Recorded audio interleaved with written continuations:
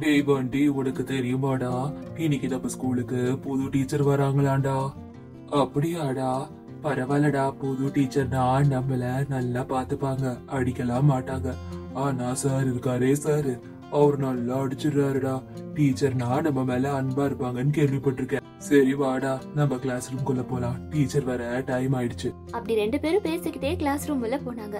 அப்பதான் கிளாஸ் ரூம்க்கு ஜோதி வந்தா. நேரா அவ சீனு கிட்ட வந்து இப்படி சொல்லிட்டு இருந்தா. சீனு, நான் உனக்கு அன்னைக்கு என் நோட் புக் கொடுத்தேல, அது தரியா? ஐயோ ஜோதி, நான் அந்த நோட் புக்கை வீட்லயே வச்சுட்டு வந்துட்டேனே.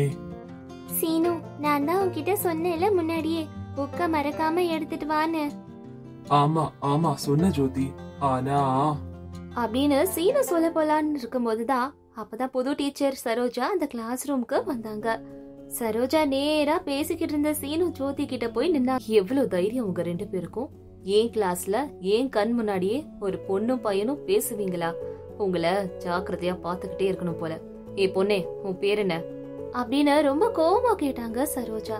அப்ப ஜோதி பயந்துகிட்டே, ஜோதி மேடம், அதோ ஸ்ரீனுக்கு நான் என் நோட் புக் கொடுத்திருந்தேனா, அதுதான் அவன் கிட்ட திரும்ப கேட்டேன் மேடம்.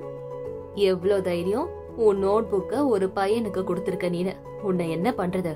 இதுக்கு நான் கொடுக்கற பனிஷ்மெண்ட் என்ன தெரியுமா? தலை மேல நோட் புக்க வச்சு நிக்கணும். ஒரு வாரத்துக்கு நீ அப்படியே நிக்கணும். இல்லனா அவ்வளவுதான் சொல்லிட்டேன். வேற ஏதாவது பெருசா பனிஷ்மெண்ட் கொடுப்பேன், ஜாக்கிரதை அப்படின்னு சரோஜா மிஸ் ஜோதிய மிரட்ட. ஜோதியும் கொஞ்சம் நோட் புக்கை எடுத்து தலை மேல வச்சுக்கிட்டு அப்படியே நின்னுகிட்டே இருந்தா. இங்க பாரு, இன்னைக்கு லஞ்ச் கூட சாப்பிடாம அப்படியே நிக்கணும் நீனு. சரிங்க மேம். ஸ்ரீனு, நீ வந்து இந்த பெஞ்ச சுத்தி சுத்தி ஓடிக்கிட்டே இருக்கணும். இங்க பாரு, உன்னால ஓட முடியலன்னு வச்சுக்கோ, ஒரு வாரத்துக்கு உன்னை ஓட விட்டுருவேன், புரிஞ்சுதா? போய் கொடுத்த பனிஷ்மெண்ட் செய் போ அப்படின்னுட்டு ஸ்ரீனு கிட்ட சொன்னோன்னு ஸ்ரீனு வேற வழி இல்லாம பெஞ்ச தூக்கிக்கிட்டு ஓடிக்கிட்டே இருந்தா. ஜோதி அன்னைக்கு நாள் முழுக்க தலை மேல புக்ஸ வச்சுக்கிட்டு நின்னுட்டு இருந்தா. ஸ்ரீனு பாட்டுக்கு நாள் முழுக்க ஓடிக்கிட்டே இருந்தா அந்த பெஞ்ச வச்சு. பாவம், ரெண்டு பேரும் சோர்ந்து போயிட்டாங்க. அடுத்த நாள் காலையில வந்தோன்னு கூட ஜோதி தலை மேல புக் வச்சு நின்னுகிட்டு இருந்தா. ஸ்ரீனு முட்டி போட்டு அங்கேயே உட்காந்துகிட்டு இருந்தா. அப்ப டீச்சர், இங்க பாருங்க, இந்த ஸ்கூல்ல யாராவது பொண்ணு பசங்க ஒன்னா பேசுறத பார்த்தேன்னா எல்லாருக்கும் பயங்கரமான தண்டனைய நான் கொடுப்பேன், ஞாபகம் வச்சுக்கோங்க அப்படி சரோஜா எல்லாருக்கும் வார்னிங் கொடுத்தாங்க. அப்புறம் முக்கியமான விஷயம், 10 மணிக்கு தானே ஸ்கூல்னுட்டு எல்லாரும் 10 மணிக்கு வந்தீங்கன்னா அவ்வளவுதான். 4ல இருந்து 9 மணிக்கெல்லாம் வர பாருங்க. முடிஞ்சா 8 மணிக்கே இங்கெல்லாம் இருக்கணும். இப்படி யாரும் ஃபாலோ பண்ணலனா அதுக்கும் நான் பனிஷ்மெண்ட் கொடுப்பேன், ஞாபகம் வச்சுக்கோங்க அப்படின்னு சரோஜா அங்க இருந்து சொல்லிட்டு போனதுக்கு அப்புறமா கிளாஸ் ஸ்டூடெண்ட்ஸ் எல்லாரும் ஒருத்தர் மூஞ்ச ஒருத்தர் பாத்துக்கிட்டு இருந்தாங்க. டேய், என்னடா இந்த டீச்சர் இப்படி இருக்காங்க? லேடி டீச்சர் ஆச்சே, நம்ம மேல அம்மா மாதிரி அக்கறையா இருப்பாங்கன்னு பார்த்தா நம்ம எந்த தப்பும் பண்ணலனா கூட பனிஷ்மெண்ட் மேல பனிஷ்மெண்ட் கொடுத்து சாகடிக்கிறாங்க தான் இந்த டீச்சரு. என்னடா பண்றது இவங்கள வச்சுக்கிட்டு? ஒன்னும் புரியல. டேய் பண்டி, எனக்கு என்னவோ நம்மலாம் ஸ்கூலுக்கு வரா மாதிரி தெரியல, ஏதோ நரகத்துக்கு வரா மாதிரி தெரியுது. அன்னைக்கு ஸ்கூலுக்கு எல்லாரும் 8 மணிக்கெல்லாம் வந்துட்டாங்க. ஆனா வாணி மட்டும் கொஞ்சோண்டு லேட்டா வந்தா. அப்ப சரோஜா, நான் உன்கிட்ட முன்னாடியே சொன்னேன்ல, 10 மணிக்கெல்லாம் வரக்கூடாது, 8 மணிக்கு வரணும்னுட்டு. டைம்க்கு வர தெரியாது. சாரி மேடம், வீட்ல அப்பா இருக்காரு, அம்மா இல்ல, நான் தான் அப்பாக்கு சமைச்சிட்டு வரணும். இங்க பாரு, இந்த மாதிரி சாக்கு ரீசன் எல்லாம் என்கிட்ட சொல்ற வேலை வச்சுக்காத. நான் சொன்ன டைம்க்கு வரணும், அதுதான் எனக்கு வேணும். மத்த ஸ்டூடெண்ட்ஸ் எல்லாம் வரல, அந்த மாதிரி நீயும் வர கத்துக்கோ போ. அதுக்கப்புறம் சரோஜா டீச்சர் ஸ்டூடெண்ட்ஸ் எல்லாரையும் ரவுண்டுக்கு கூப்பிட்டு அவங்களுக்கு பனிஷ்மெண்டா குதிச்சு குதிச்சு நிக்க சொன்னாங்க. கிரவுண்ட்ல எல்லா ஸ்டூடெண்ட்ஸும் பயந்துகிட்டே பண்ணாங்க. அப்படி குதிச்சுக்கிட்டே இருந்ததுனால கொஞ்ச நேரத்திலேயே ஸ்டூடெண்ட்ஸ் எல்லாரும் ரொம்ப டயர்ட் ஆகி நிக்க ஆரம்பிச்சாங்க. அத பார்த்த சரோஜா, இங்க பாருங்க, டயர்டா இருக்குன்னு யாராவது ஜம்ப் பண்றத நிப்பாட்டினீங்கன்னா வீட்டுக்கு கூட அனுப்பாம ராத்திரி முழுக்க உங்களை ஜம்ப் பண்ண விட்டுருவேன்.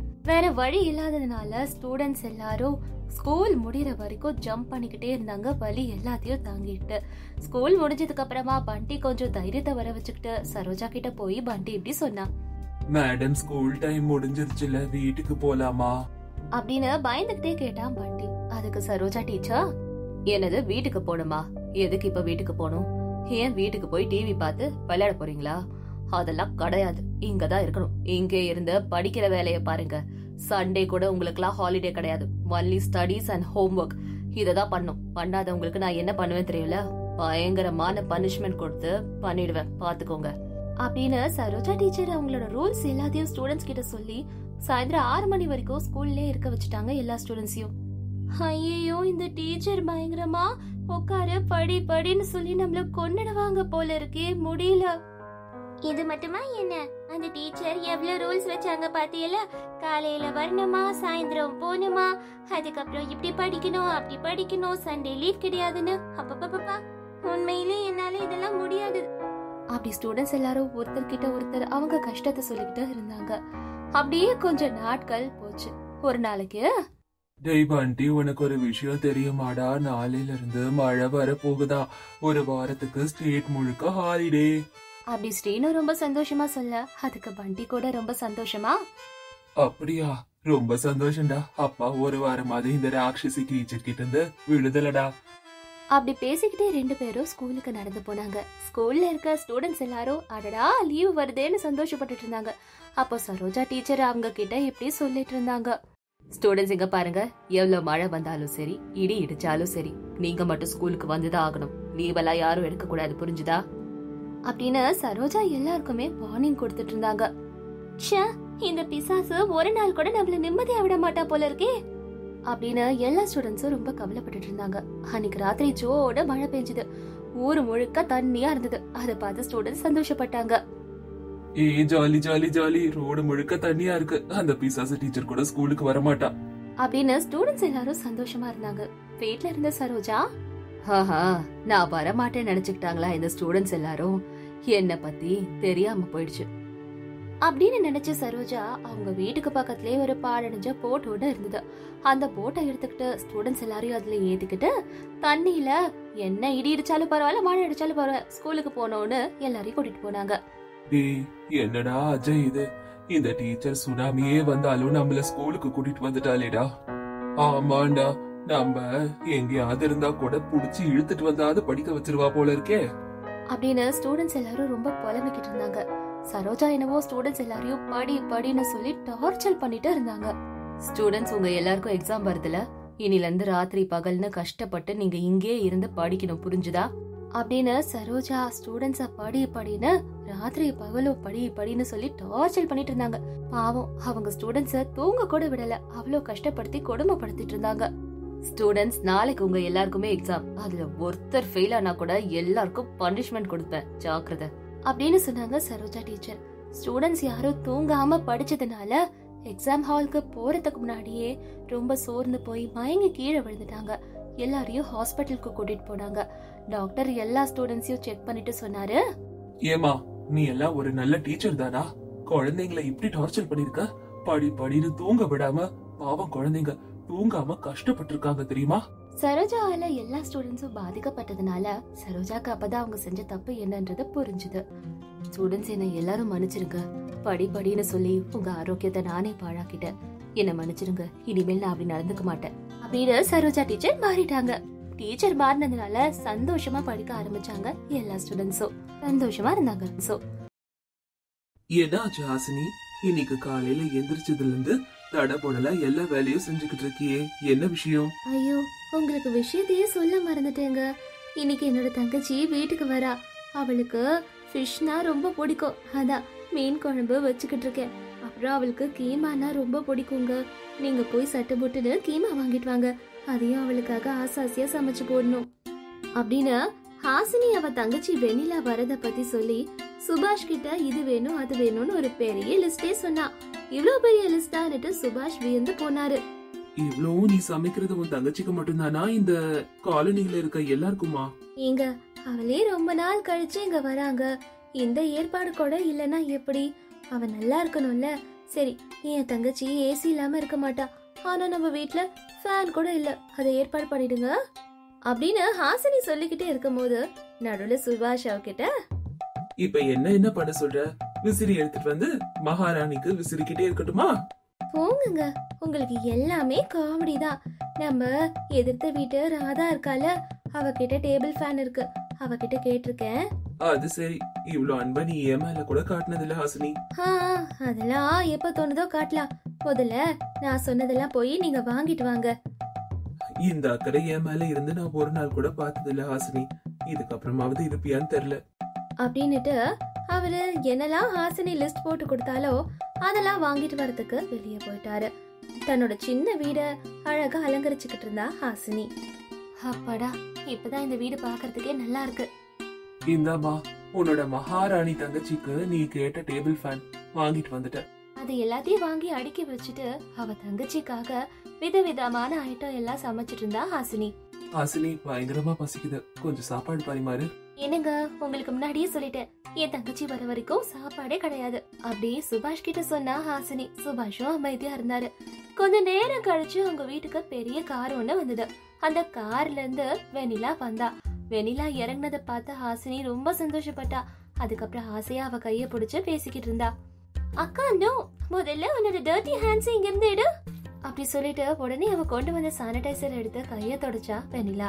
அத பார்த்த சுபாஷ்க்கு பயங்கரமா கோவம் வந்தது. வா வெண்ணிலா, முதல்ல வீட்டுக்குள்ள வா அப்படின்னு ஹாசினி வெண்ணிலாவ அவ வீட்டுக்குள்ள கூப்பிட்டா. ஹாசினியோட வீடு பார்த்த வெண்ணிலா, ஓ அக்கா, என்ன இது, உன் வீடு பார்க்க பூத பங்களா மாதிரி இருக்கு, இன்னுமா இந்த மாதிரி வீட்டுல இருக்கீங்க அப்படி சொல்லிட்டு வீட மறுபடியும் பார்த்த வெண்ணிலா, என்னக்கா இது, இதெல்லாம் வீடா, இதை விட என் கார்லயே அதிக ஸ்பேஸ் இருக்கு தெரியுமா அப்படின்னு வெண்ணிலா பேசிக்கிட்டே இருக்கும் போது அதெல்லாம் கேட்கும் போது சுபாஷ்க்கு பயங்கர கோவம் வந்தது. அதெல்லாம் இருக்கட்டுமா, நீ வந்த வேலை என்னன்னு சொல்லு முதல்ல அப்படின்னு சுபாஷ் சொன்னதும் ஹாசினி கோவமா சுபாஷ முறைச்சா. ஒண்ணும் இல்ல மாமா, நானும் அவரும் சேர்ந்து பெரிய வீடு ஒண்ணு கட்டியிருக்கோம். அதுக்கு கிரக பிரவேசம் எல்லாம் வைக்க போறோம். அதான் அதுக்கு உங்களை இன்வைட் பண்ணலான்னு வந்தேன். அதுவும் கிரக பிரவேசம் எப்ப தெரியுமா, வர வாரத்திலே, கண்டிப்பா நீங்க வரணும். ஓ அப்படியா? ஆனா வர வாரம் நாங்க ஊர்ல இருக்க மாட்டோம். என் வேலை விஷயமா நாங்க வேற ஊருக்கு போறோமே. என்னங்க, இந்த விஷயத்த பத்தி என்கிட்ட ஒண்ணுமே சொல்லலையேங்க.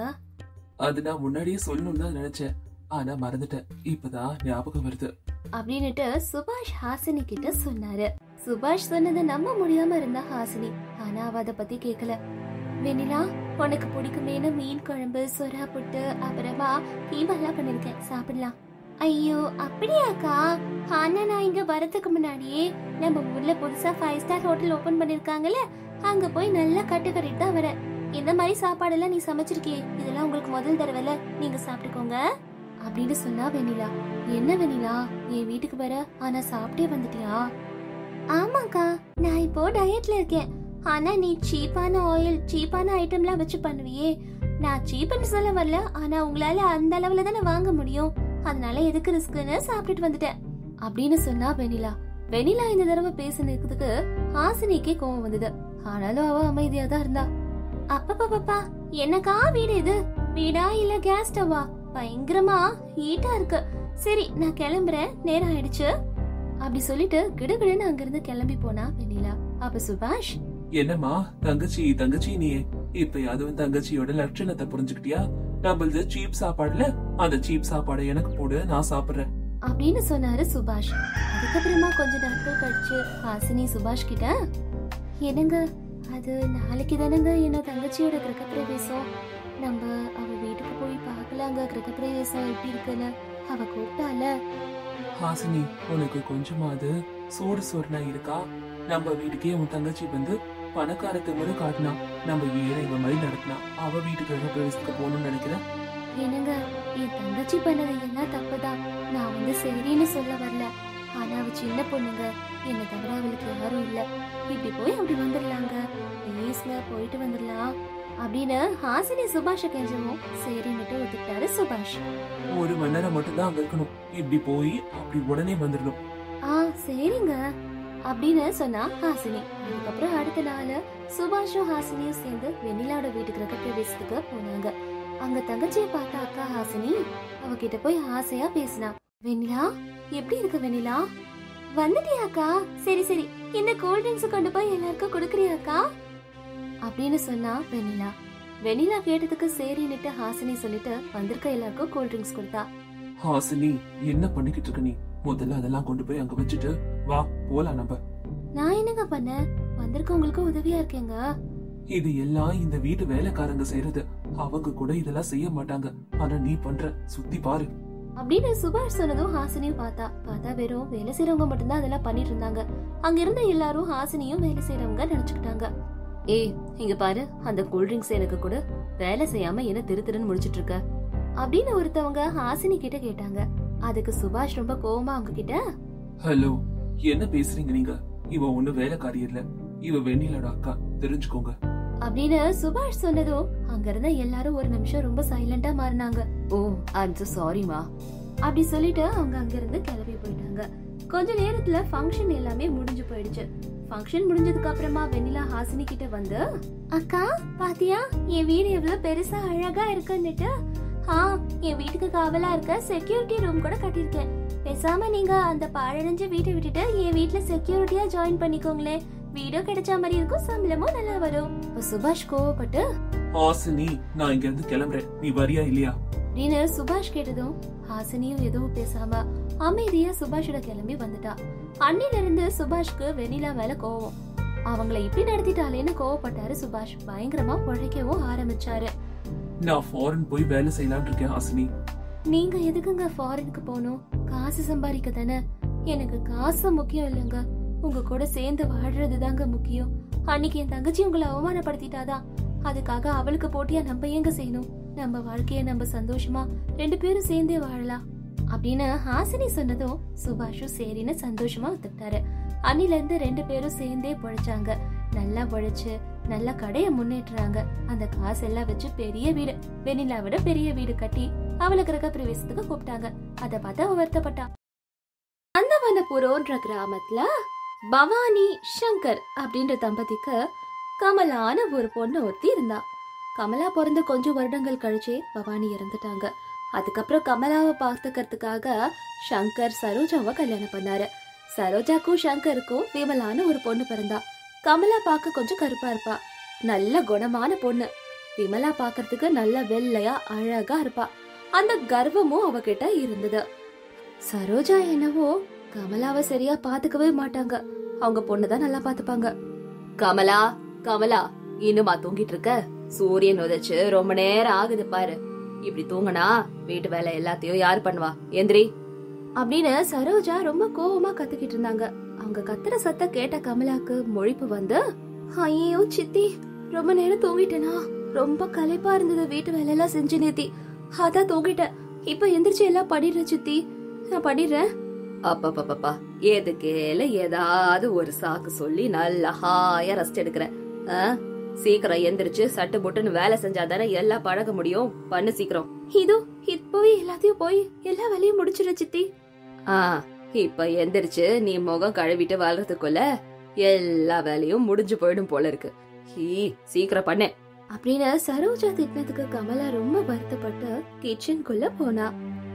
அம்மா, டீ வேணும் அப்படின்னு விமலாவ ரூம்ல இருந்து வெளியே வந்துட்டு இருக்கும் போது அவ எதிர்க்க கமலா வந்தா.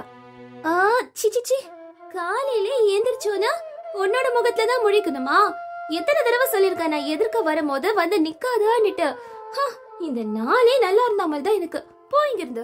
இப்படி விமலாவும் சரோஜாவும் எப்பயும் கமலாவை அவமானப்படுத்தி ரொம்ப காயப்படுத்திக்கிட்டா இருந்தாங்க. அப்படியே வருடங்கள் போச்சு. ஒரு நாளைக்கு அவங்க அப்பா, ஆமாடி கமலா, விமலா, இங்க வாங்க 2 பேரும். உங்களுக்காக அப்பா என்ன வாங்கிட்டு வந்திருக்கேன்னு பாருங்க. இந்தாங்கப்பா, தண்ணி குடிங்கப்பா. அப்பா, என்னப்பா வாங்கிட்டு வந்திருக்கீங்க எங்களுக்கு? ஆமாடி, புது Dress வாங்கிட்டு வந்திருக்கேமா, நாளைக்கு பண்டிகைல அப்படின்னு கொண்டு வந்தத 2 பேருக்கும் கொடுத்தாரு சங்கர். அப்பா, எங்களுக்காக Dress வாங்கிட்டு வந்திருக்கீங்களப்பா, ரொம்ப ரொம்ப நல்லா இருக்குப்பா எல்லாமே. சிச்சி, இந்த Dress சுத்தமா நல்லாவே இல்ல. ஏன் Dress விட அவ Dress தான் நல்லா இருக்கு. என்னதானே நல்லா இருக்கணும்? அம்மாடி, அப்படிலாம் இல்லம்மா, 2 பேருக்கும் ஒரே மாதிரிதான் Dress எடுத்த, கலர் மட்டும்தான் வேற வேறமா. என்னங்க நீங்க 2 பேருக்கும் ஒரே மாதிரி Dress எடுத்துட்டு வந்திருக்கீங்க? என் பொண்ணு அந்த நிலா மாதிரி ரொம்ப அழகா இருப்பா, ஆனா இவ காரங்க மாதிரி இருப்பா. இவளுக்கும் அவளுக்கும் ஒரே மாதிரி ட்ரெஸ்ஸா? எம்ப பொண்ணுக்கு தானங்க நீங்க அழகான Dress எல்லாம் எடுத்துட்டு வரணும். ஆமா, இவளுக்கெல்லாம் எந்த Dress போட்டாலும் நல்லாவே இருக்க போறது இல்ல அப்படின்னு விமலா கமலாவோட Dressையும் பொடிங்கிக்கிட்ட அவளோட ரூம்க்கு போயிட்டா. அப்போ கமலா அப்பா கிட்ட, பரவாயில்லப்பா, இந்த Dressே நல்லாதான்ப்பா இருக்கு அப்படி விமலாக்கு வாங்கிட்டு வந்த Dress எடுத்துக்கிட்டு கமலா போனா. உனக்கு ரொம்ப நல்ல மனசுமா, உன்ன மாதிரி நல்ல மனசு இருக்க பொண்ணுக்கு அந்த கடவுள் நல்லதுதான் செய்வாருமா அப்படின்னு அவங்க அப்பா கமலா கிட்ட சொன்னாரு. கமலா அதுக்கப்புறம் ரூம்குள்ள போயிட்டா. விமலா ரொம்ப கோவமா இருந்தா. என்னடா அப்பா நம்மள விட நல்ல ட்ரெஸ்ஸா கமலாக்கு எடுத்துட்டு போயிட்டாரேன்ற கோவம் அவளுக்கு அதிகம் இருந்தது. அப்படியே சில நாட்கள் போச்சு. ஒரு நாளைக்கு விமலா அவ ரூம்குள்ள அந்த ட்ரெஸ் எடுத்துக்கிட்டு இருந்தா. கோவத்துல கமலா ஒழுங்கா இருந்துடக்கூடாதுன்னுட்டு கத்தி எடுத்துட்டு வந்து அந்த ட்ரெஸ் எல்லாத்தையும் கிழிச்சு போட்டுட்டு இப்படி கத்திட்டு இருந்தா. இந்த ட்ரெஸ்ஸ போட்டுக்கிட்டு நல்லா இருக்கலாம்னு நினைச்சல, இப்ப கத்திரிக்கோலால வெட்டிட்டேன். இப்ப எப்படி போட்டுக்கிட்டு சுத்துறேன்னு நான் பாக்குறேன். அப்படி கமலாவோட ட்ரெஸ்ஸ பாழாக்குனா விமலா. அடுத்த நாள் காலையில புது ட்ரெஸ் போடலான்னு ஆசையா எடுத்த கமலாக்கு ஷாக்கா இருந்தது. ஏன்னா அவ ட்ரெஸ் எல்லாம் இப்படி யாரோ கத்திரிக்கோலால வெட்டிருந்தாங்க. விமலாவோட வேலை தான்றது புரிஞ்சுது. விமலா இப்படி தினமும் கமலாக்கு ஏதாவது ஒரு குடைச்சல் கொடுத்து அவ நிம்மதியை கெடுத்துக்கிட்டு இருந்தா. அப்படியே சில நாட்கள் போச்சு. ஒரு நாளைக்கு சரோஜா வெயில் எல்லாம் ஷாப்பிங் பண்ணிட்டு வீட்டுக்கு வந்தாங்க. வெயில் அன்னைக்கு அதிகமா இருந்தது. அப்பப்பா வெயில் அதிகமா இருக்கு, வெளியே போயிட்டு வர முடியுதா? அடியே கமலா, எங்க போன நீனு? குடிக்கிறதுக்கு சில்லுன்னு தண்ணி எடுத்துட்டு வா. சித்தி, நான் இங்க சமைச்சிட்டு இருக்கேன், கொஞ்சம் விமலா கிட்ட சொல்லுங்களேன் ப்ளீஸ். என்னது, ஏன் பொண்ண நீ வேலை வாங்குறியா? அப்படி என்ன சமைச்சுக்கிட்டு அங்க இருக்க? ஏன் பொண்ண அடிமையாக்கி வேலை வாங்கலான்னு நினைச்சுக்கிட்டு இருக்கியா நீனு? ஐயோ, அந்த மாதிரி எந்த அர்த்தத்திலயும் நான் சொல்லல சித்தி. 2 கையும் நான் சமைச்சிட்டு இருந்தேன் சித்தி. அதனாலதான் விமலா கிட்ட சொல்லி தண்ணி எடுத்துட்டு வரல சொல்லலான்னு நினைச்சேன். தப்பா எதுவும் இல்ல சித்தி, ப்ளீஸ். என்னடி கதை அலக்குறியா? என் பொண்ண நீ வேலை வாங்குறியா? என்ன நடந்தாலும் என் பொண்ண உனக்கு அடிமையாக்க முடியாது. நீதான் அவளுக்கு வேலைக்காரி மாதிரி. அத புரிஞ்சுக்கோ, புரிஞ்சுதா? என்ன சித்தி நீங்க இப்படி எல்லாம் பேசுறீங்க?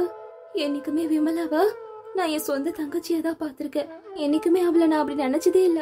ஆனா நீங்க தான் ஏதாவது சொல்லிட்டு இருக்கீங்கன்னு. அப்பப்பா ஆரம்பிச்சு அழுதுறாத. முதல்ல உன் விடியா முஞ்ச கொஞ்சம் அங்க போய் வச்சுக்கோ. எப்ப பார்த்தாலும் ஏதாவது அழுதுகிட்டு சினிங்கிக்கிட்டு இருக்க அப்படின்னு கத்துனாங்க சரோஜா. ஐயோ கடவுளே, எதுக்குதான் எனக்கு இத ஜென்மத்தை கொடுத்தியோ? சொந்த அம்மா இறந்து போயிட்டாங்க. அம்மா பாசம்னா எப்படி இருக்கும்னு கூட எனக்கு தெரியாது. இப்போ இந்த சித்தி கொடுமைப்படுத்துறாங்க. எதுக்கு கடவுளே என்ன படிச்சு என்னையே அம்மாவோட இடத்துக்கே சேர்த்து வச்சிருக்கலாம்ல அப்படின்னுட்டு தனக்கு தானே அழுதுக்கிட்டு சிறுங்கிக்கிட்டு இருந்தா கமலா. அப்படியே சில நாட்கள் போச்சு, வருடங்கள் போச்சு. கமலாக்கும் விமலாக்கும் கல்யாண வயசு வந்தது. சங்கர் கமலாக்கு ஒரு நல்ல இடமா பார்த்து கல்யாணம் பண்ண முடியணும்னு நினைச்சாரு. கமலாக்கு வந்த சம்பந்தம் எல்லாம் அவ கருப்பா இருக்கான்றதுக்காகவே வேண்டாம் வேண்டான்னு சொல்லிட்டு போயிட்டு இருந்தாங்க. இதனால கல்யாணம் தள்ளி போயிட்டே இருந்தது. சரோஜா அப்போ சங்கர் கிட்ட இப்படி பேசிக்கிட்டு இருந்தாங்க. ஏங்க நீங்க பாட்டுக்கு உங்க பெரிய பொண்ணுக்கு இது பண்ற அது பண்ற கல்யாணம் பாக்குறேன்னுட்டு பாத்துட்டு இருக்கீங்க. எவ்வளவு சம்பந்தம் பார்த்தோம், ஒன்னாவது அவளை சரின்னு சொல்றாங்களா? அவ கலருக்கு கல்யாணமே ஆகாது. இதை விட்டுட்டு நம்ம சின்ன பொண்ணுக்கு நல்ல இடமா பாக்குறத பாருங்க. அவ கல்யாணமாகி ராஜ்குமாரி மாதிரி வளரும்.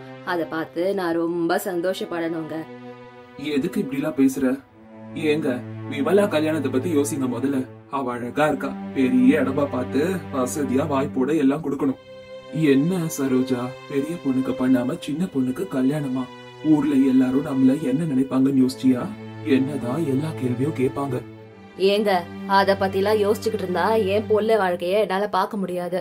அவளுக்கு எப்படியும் கல்யாணம் ஆற மாதிரி எனக்கு தெரியல. அவ கலருக்கு ஊர்ல எல்லாரும் சொல்லுவாங்கன்றதுக்காக சின்ன பொண்ணு வாழ்க்கையை அப்படியே விட முடியுமா? அவளுக்கு பாருங்க நல்ல இடமா வந்து நல்லா இருக்க போறா. அப்படியே கொஞ்ச நாட்கள் போச்சு.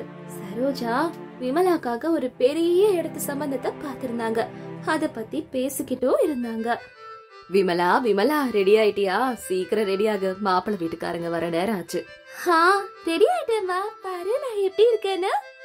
அடடடா, என் பொண்ணு பாக்க அப்படியே அந்த அப்சரஸ் மாதிரி அழகா இருக்கா. உனக்கு என்ன குறைச்சலு? அழகுனா அழகு, அப்படி ஒரு அழகு. உன்னை பார்த்தா எல்லாரும் சரின்னு சொல்லிடுவாங்க. இது பெரிய இடத்து சம்பந்தம், பார்த்து நடந்துக்கோ. இது மட்டும் சரியாயிடுச்சுன்னா மகாராணி மாதிரி நீ வாழ போற அப்படின்னுட்டு அவங்க பேசிக்கிட்டு இருக்கும் போது அவங்க வீட்டு முன்னாடி ஒரு கார் ஒண்ணு வந்து நின்னுது. அதுல இருந்துதான் மாப்பிள்ளை வீட்டுக்காரங்க எல்லாரும் இறங்குனாங்க. மாப்பிள்ளையும் வந்திருந்தாரு. எல்லாரையும் வரவேற்றாங்க வீட்டுக்குள்ள சங்கரும் சரோஜாவோ. வாங்குங்க. வணக்கம். வணக்கங்க. எங்குங்க பொண்ணை வர சொல்லுங்க முதல்ல அப்படின்னு உபேந்திராவோட அம்மா சொன்னதும் சரோஜா உள்ள போய் விமலாவை கூட்டிட்டு வந்து நிப்பாட்டினாங்க. விமலாவும் உபேந்திராவும் ஒருத்தரை பார்த்தாங்க. அவங்களுக்கு 2 பேரையும் பிடிச்சிருந்தது. சம்பந்தி அம்மா, இந்த பையன் யாருமா? அண்ணே, இவன் என்னோட பெரிய பையன். இவன் பேரு சேகர். சேகர் கொஞ்சம் படிக்கல, அது வேற இல்லாம கருப்பா இருக்கான்றதுனால எந்த ஒரு கல்யாண சம்பந்தமும் இவனுக்கு செட் ஆகல. எல்லாரும் வேணாம் தான் சொல்லிக்கிட்டு இருக்காங்க. அதனால விட்டுட்டோம். அந்த சமயம் கமலா டீ எடுத்துட்டு வந்து வெளியே இருக்க எல்லாருக்கும் கொண்டு வந்து கொடுத்தா. அப்போ சங்கர் எல்லார்கிட்டயும், இந்த பொண்ணு என் பெரிய பொண்ணு கமலா, ரொம்ப நல்ல பொண்ணு, பார்க்கதான் கொஞ்சம் கருப்பா இருப்பா, ஆனா நல்லவ அப்படின்னு சங்கர் சொல்லிட்டு இருந்தாரு. அப்போ சம்மந்தி அம்மா, ஆமாடி விமலா, உனக்கு வீட்டு வேலை எல்லாம் செய்ய வரும்ல அப்படின்னு அவங்க கேட்டதும் கொஞ்சம் சரோஜா அவங்க கிட்ட தட்டு தடுமாறி, அது என்ன சம்மந்தி அப்படி கேட்டுட்டீங்க? என் பொண்ண நான் ராஜகுமாரி மாதிரி வளர்த்திருக்கேன். அப்புறம் அவளை மாதிரி சூப்பரா சமைக்கிறதுக்கு இந்த உலகத்துல யாராவது தான் பிறக்கணும். வெரைட்டியா சூப்பரா சமைப்பா. வீட்டு வேலை என்ன, ஆபீஸ் வேலை கொடுத்தா கூட செய்யற அளவுக்கு ட்ரெயின் பண்ணி வச்சிருக்கேன். இவங்க பாட்டுக்கு பேசிக்கிட்டு இருந்தாங்க. ஸ்ரீதருக்கு கமலாவை ரொம்ப பிடிச்சிருந்தது. அண்ணா, எனக்கு 2 பையனுங்க, உங்களுக்கு 2 பொண்ணுங்க. எல்லாருக்கும் ஒருத்தர் பிடிச்சிருக்குன்னு நினைக்கிறேன். உங்களுக்கு எதுவும் இல்லைன்னா கமலாவை கூட என் பையனுக்கு கல்யாணம் பண்ணி வைக்கிறேன், முதல் பையனுக்கு அப்படின்னுட்டு 2 பேருக்கும் கல்யாணம் ஆக போதுன்னு சந்தோஷப்பட்டாரு சங்கர். உபேந்திராக்கு விமலாவையும் ஸ்ரீதருக்கு கமலாவையும் கல்யாணம் பண்ணி வச்சாங்க. அப்படியே கொஞ்ச நாட்கள் போச்சு. 2 மருமகளும் அந்த வீட்டுக்கு போனாங்க. ஆனா விமலா என்னவோ ஹாயா எப்பயும் ரெஸ்ட் எடுப்பா, கமலா எல்லா வேலையும் செய்வா. தாக்ஷானையும் கமலா ரொம்ப கருப்பா இருக்கான்னு அவளும் ஒரு மாதிரி நடத்துவாங்க, அப்புறமா விமலாவும் ஒரு மாதிரி நடத்துவாங்க. என்னடா மாமியார் வீட்டுக்கு வந்து கூட நமக்கு எப்ப பார்த்தாலும் இப்படி கஷ்டம் இருக்கேன்னு கவலைப்பட்டா கமலா. அப்படி ஒரு நாளைக்கு, சிச்சி உன்னை போய் என் வீட்டு மருமகளா ஆக்கிட்டே, உன்னை மருமகளா ஆக்குனதுக்கு எதுக்கு இப்படி கருப்பான பொண்ணை போய் மருமகளா ஆக்குனன்னு எல்லாரும் என்னதான் கேள்வி கேக்குறாங்க தெரியுமா அப்படின்னுட்டு எப்ப பார்த்தாலும் கமலாவை ஏதாவது சொல்லிக்கிட்டே இருந்தாங்க. இப்படி அவங்க மாமியார் வீட்டுக்கு போய் கருப்பு வெள்ளன்ற துன்பத்தை அனுபவிச்சுக்கிட்டு இருந்தா கமலா. ஆனா கமலாவோட கணவர் ஸ்ரீதர் ரொம்ப ரொம்ப நல்லவரு. அவரு கமலாவை நல்லா புரிஞ்சு நடந்துப்பாரு. கமலா, நீ எவ்வளவு நல்லவல. என் அம்மா உன்னை எவ்வளவு திட்டுறாங்க, கொடுமைப்படுத்துறாங்க. ஆனா நீ எதுவும் பேசாம அவங்களுக்கு சேவையான எல்லாத்தையும் செஞ்சு போடுற. எவ்வளவு நல்லவளா இருந்தா எல்லாத்தையும் சகிச்சுக்குப்ப. உண்மையிலேயே உனக்கு ரொம்ப நல்ல மனசு தெரியுமா? அதெல்லாம் நான் தப்பா எடுத்துக்க மாட்டேங்க. இந்த மாதிரிலாம் சின்னதுல இருந்தே நிறைய பாத்துட்டேன். விடுங்க, அத்தை தானே சொன்னா சொல்லிட்டு போறாங்க. நீங்களும் கவலைப்படாதீங்க. உங்களுக்கு படிப்பு இல்லைன்னா கூட கடவுள் எல்லாருக்கும் ஏதாவது ஒரு திறமையை கொடுத்திருப்பாங்க. அந்த திறமை என்னன்றத பார்த்து ஏதாவது ஒரு வியாபாரம் ஆரம்பிங்க. நான் சொல்றேன் பாருங்க, நீங்க சூப்பரா வருவீங்க லைஃப்ல. அப்படி ஸ்ரீதருக்கு ரொம்ப ரொம்ப ஆதரவா இருந்தா கமலா. ஸ்ரீதரும் கமலாக்கு ஆதரவா இருந்தாரு. இன்னொரு பக்கம் உபேந்திராவை கவனிக்கவே மாட்டா விமலா. விமலா, உனக்கு மேக்கப் பைத்தியத்தினால, அழகு பைத்தியத்தினால வர சம்பளம் எல்லாம் உன் மேக்கப் ப்ராடக்ட் வாங்கவே சரியா போகுது. இப்படி இருந்தா எப்படி குடும்பம் நடத்துறது, சேர்த்து வைக்கிறது, மத்ததெல்லாம் எப்படிமா வாங்குறது? பார்த்து இருந்துக்கோ. என்னங்க நீங்க எப்ப பார்த்தாலும் இப்படி சொல்லிட்டே இருக்கீங்க? நான் எவ்வளவு அழகா இருக்கேன்னு தெரியும்ல. உங்க சம்பளம் அவ்வளவு கம்மியா வந்தா நான் என்ன பண்ண முடியும்? ஏன் அழகா நான் மெயின்டைன் பண்ண காசு வேணும் அப்படி சொல்லிட்டு விமலா அங்க இருந்து போயிட்டா. இவள சமாளிக்கவே முடியாதுன்னு புரிஞ்சுக்கிட்டாரு உபேந்திரா. அவரு ஆபீஸ்க்கு கிளம்பி போயிட்டாரு. அப்படியே சில நாட்கள் போச்சு. ஒரு நாளைக்கு தாக்ஷாயணி அம்மாக்கு பயங்கரமா உடம்பு சரியில்லாம படுத்துட்டு இருந்தாங்க. அம்மாடி கமலா, விமலா கொஞ்சம் இங்க வாமா அப்படின்னு அவங்க மாமியார் கூப்பிட்டதும் உடனே விமலா உள்ளுக்குள்ள போனா. ரூம்ல இருந்த அத்தை கிட்ட, அப்பா இப்ப பார்த்தாலும் எங்களை கூப்பிட்டுக்கிட்டே இருக்கீங்களே, எனக்கு ஏதாவது வேலை இல்லைன்னு நினைச்சுக்கிட்டீங்களா அத்தை நீங்க அப்படின்னு கத்துனா விமலா. ஐயோ அப்படிலாம் எதுவும் இல்லம்மா, உடம்புக்கு கொஞ்சம் முடியலாம இருக்கு, அதான் கூப்பிட்டேன். கால் அமுக்கி விடுறியாமா? என்னது, நான் உங்க காலை அமுக்கி விடணுமா? ஓ நோ, என் கைய பாத்தீங்களா, நான் எவ்வளவு பியூட்டி ப்ராடக்ட்ஸ் போட்டு மெயின்டைன் பண்ணிருக்கேன்னுட்டு. அப்படிப்பட்ட இந்த அழகான கையால உங்க காலை அமுக்குறதா? அதெல்லாம் பண்றதுக்கு இந்த வீட்டு வேலைக்காரி கமலா இருக்கால, அவளை பண்ண சொல்லுங்க. என்னாலலாம் இந்த மாதிரி பண்ண முடியாது அப்படி சொல்லிட்டு விமலா கோவமா அங்க இருந்து கிளம்பி போயிட்டா. கொஞ்ச நேரம் கழிச்சு கமலா அங்க வந்தா. ஐயோ அத்தை, உடம்புக்கு முடியலையா? இருங்கத்த, கை கால் எல்லாம் அமுக்கி விடுறேன், சுடு தண்ணி போட்டு தலையில உத்தரம் கொடுக்கறது, முதல்ல இந்த ஜூஸ குடிங்க அப்படின்னு கமலா கொண்டு வந்த ஜூஸ தாக்ஷாயணி கிட்ட கொடுத்து அவங்க கை கால் எல்லாத்தையும் அமுக்கி விட்டா. கமலா இவ்வளவு அன்பா அக்கறையா கவனிக்கிறத பார்த்த தாக்ஷாயினி ரொம்ப மனம் உருகி, என்ன மன்னிச்சிருமா, உன்னை சொந்த பொண்ணு மாதிரி பாத்துக்கணும், ஆனா கருப்பா இருக்குன்றதுக்காக எவ்வளவு கஷ்டப்படுத்திட்ட உன்ன. அழகுன்றது குணத்துலதான் இருக்குன்றத புரிஞ்சுக்கிட்டமா இன்னைக்கு. என் கண்ணையே நீ திறந்து வச்சுட்ட, ரொம்ப மன்னிச்சிருமா, இவ்வளவு நாள் உன்னை நான் கொடுமைப்படுத்தினதுக்கும் திட்டத்துக்கும். ஐயோ அத்தை, என்ன பெரிய வார்த்தைலாம் சொல்லிட்டீங்க. என்னை திட்டுற எல்லா உரிமையும் என் அத்தை உங்களுக்கு இல்லாம யாருக்கு இருக்கு? ஆனா இப்பவாது புரிஞ்சுக்கிட்டீங்களே, தேங்க்யூ த அப்படின்னு மாமியாரும் மருமகளும் சமாதானமானாங்க. அப்படியே கொஞ்சம் நாட்கள் போச்சு. ஸ்ரீதர் கமலா கொடுத்த ஐடியாவால ஒரு அழகான கடை ஆரம்பிச்சாரு, துணி கடை. அதுல நல்ல லாபம் வந்தது. கிடுகிடுகிடுன்னு முன்னேறினாங்க. வீடு காருன்னு எல்லாம் வாங்கி வசதியானாங்க.